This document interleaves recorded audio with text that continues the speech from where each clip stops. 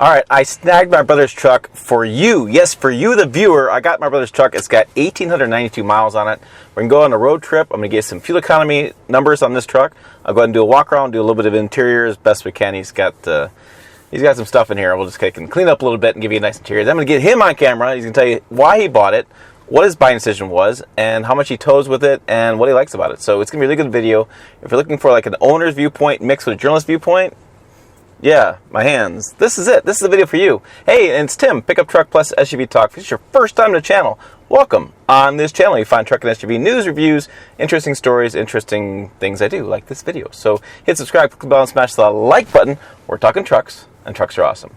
Let's go ahead and head to the gas station. We're going to fill up this diesel all the way and reset trip odometer, and then we'll hit about 45 miles, so maybe about 90 miles or so. We'll get come back, fill up again, and we'll do our math on paper calculations, and we'll do the computer and tell you, how close they are. So sit back, pop top, relax. We'll get this really cool video coming up right up.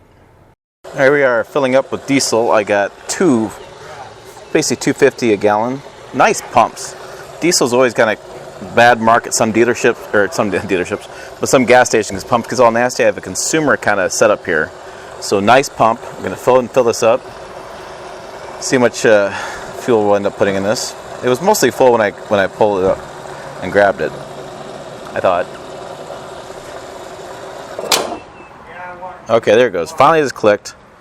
We got 13,355 as far as gallons I put in there. So I'm going to go ahead and pull it out. And we'll go ahead and reset trip odometer and go for a drive. Okay. All right, been on the road here for, 20 minutes or so. We drove around in town, and then we drove around on the highway. And I'm on the highway right now heading northbound I-75.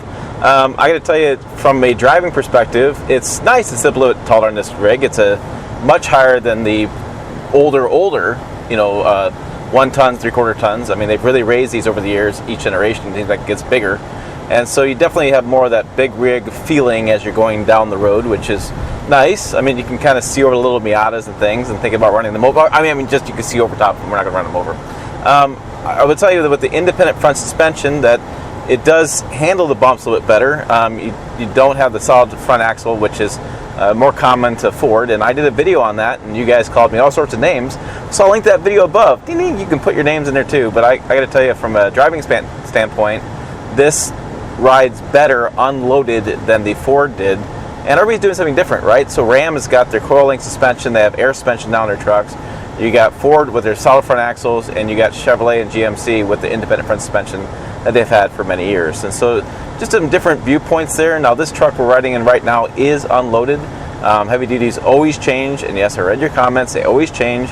And I was interested, some of the people in the Ford video talked about lowering the air pressure in their truck. I don't know if I recommend that, because you have a lot more wear of that tire on the road, and running an underinflated tire also means that you have less fuel economy, because you have more rubber moving down the road. So take it as you want.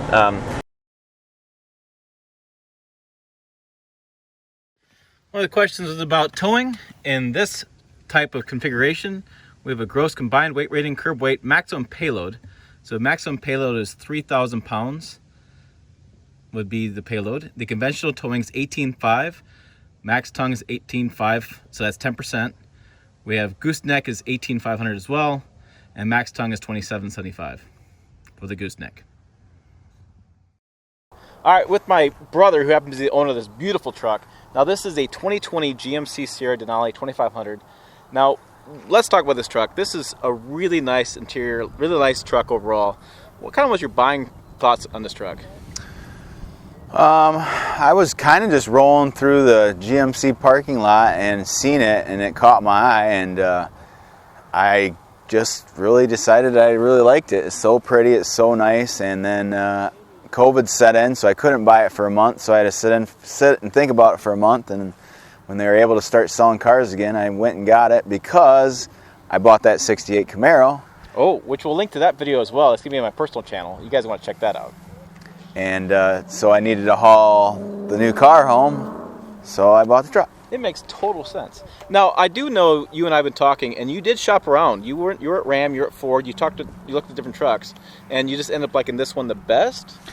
Yes, I mean, I like the way the exterior looks the best. I mean, I like the Ram's interior a little bit better, but it's still a nice, beautiful truck. I mean, it's got everything I really need, just everything. So there's a couple questions that came up on this truck from some people, and they want to know what you're hauling. We talked about the car, but you also have a boat. I'll take a picture of. You hauled the boat as well. Yep. What was your experience towing with this truck with the boat and the car with the car trailer? It doesn't know anything's back there. No matter what you put behind it, it doesn't know. Okay. There was another question about the tow mirrors. There's been a lot of conversation about tow mirrors in GMC. If you don't know, they raised them up a little bit, put them down on the doors. It's a weird kind of configuration. The guys wanted to know, from your experience driving it, do you see the increased visibility of the tow mirrors? Do the tow mirrors get in the way? Do you have any thoughts on those? They worked fine for me. I mean, I could see everything I want. Again, when you're towing with it, you don't know anything's back there, so I use the rear view camera to make sure it's still back there. And it's got the lane departure, so when you get in the next lane, it's got a full view camera of who's next to you, so you really don't even need the mirrors, really. Okay. I know there was one concern with this truck. We turned it off. There's a couple double beep when you leave the keys in it, which sucks at a boat launch. You're trying to get in and out, like keys and stuff are going on. Has there anything else come up? I know you've only had this for maybe a month or so. Anything else come up that's been kind of I wish I had this, or I wish this was something different? No, I mean, it's got everything you should possibly want. There you go. There's a satisfied customer. Let's go ahead and talk about, break it down in this video, and I can promise you I'm going to give you my 5 good things and 5, well, not so good things. And I kind of knew this in my head before I did the truck, because there's certain things you just stand out with this truck. Is number one, the good things about it is, I think this GMC Sierra looks better than the Chevrolet Silverado, and I think they've done a great job in making the trucks look differently, and I think this truck looks a lot better. That's, looks are to the eye of the beholder, but I think it's pretty clear when you see this, it looks different. It's like a different brand, different truck. It really is nice in that. The second thing I like about this truck is that this heads-up display. They've really good job with doing this in the heavy-duty segment. It probably should have been around for a long time, and it is nice. I can see how fast I'm going. I'm currently going 75, which is about the speed limit, and I can see vehicles in front of me. I have adaptive cruise control in here as well, so that's really nice too. So I like that feature. It makes it a lot easier. I can look up, and especially with the seat position I have, I'm looking over the dash anyways, and so it's nice not look down at the dash to see how fast I'm going. I just can, see right there in the screen. I see cars moving around. My eyes are not distracted at all, which is really important, I think, for distracted driving. Number 3 thing I really like about this truck, and I'm glad I put it in here, was this rear view mirror.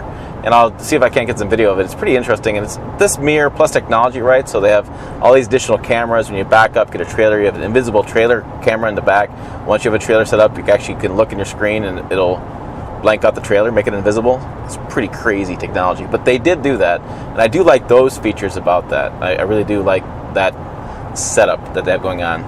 Number 4, and I just maybe a big fan of this as far as the trucks go. I'm a big fan of this Duramax.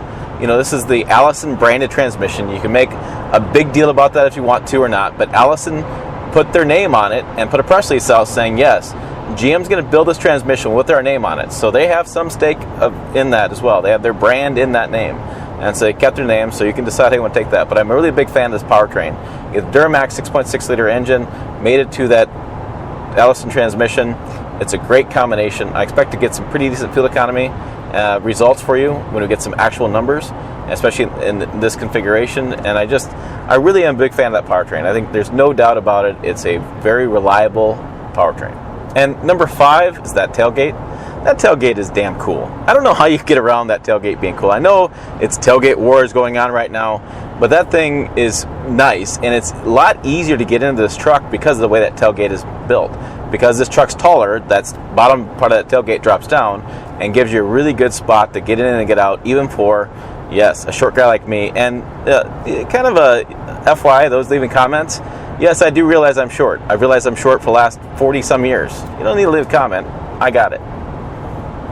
Okay, so my 5 not so much things about this truck, 5 things that I just don't care for. I think they've kind of cut too much out of this truck. I think they've really put their money in different places, and they've lost some conveniences. For example, I don't have powered pedals. I don't have power adjustable pedals. I don't have a seat belt that raises and lowers. I don't have some really key features that they've had for years that they cut out inexplicably.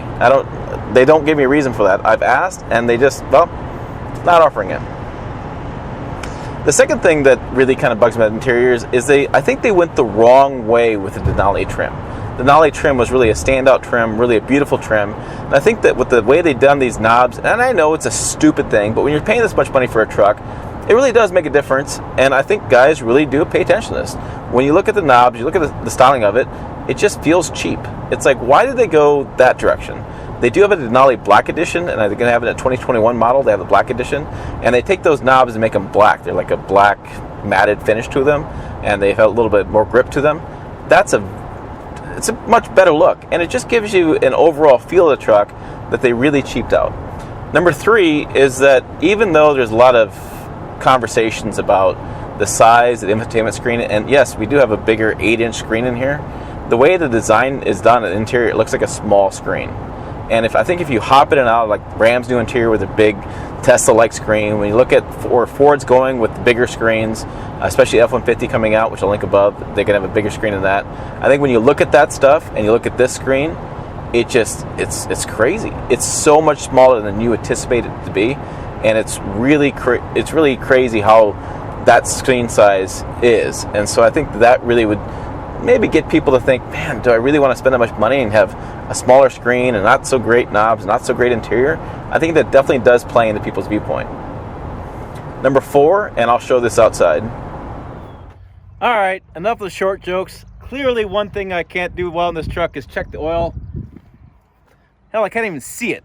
That's how tall this truck is with the engine bay. Massive engine here, but not practical for me.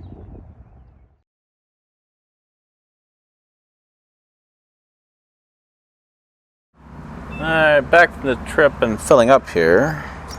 There we go. So got that going. Again, actually the same pump, the same spot, about 100 miles on it. I'll figure out the numbers inside.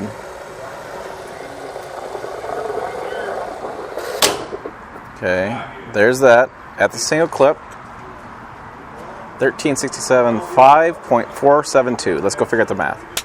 All right, just finished filling up the truck. I had used 5.472 gallons of fuel. We went 101.3 miles.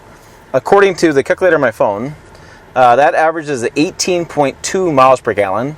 On the computer, it shows 18.7 miles per gallon.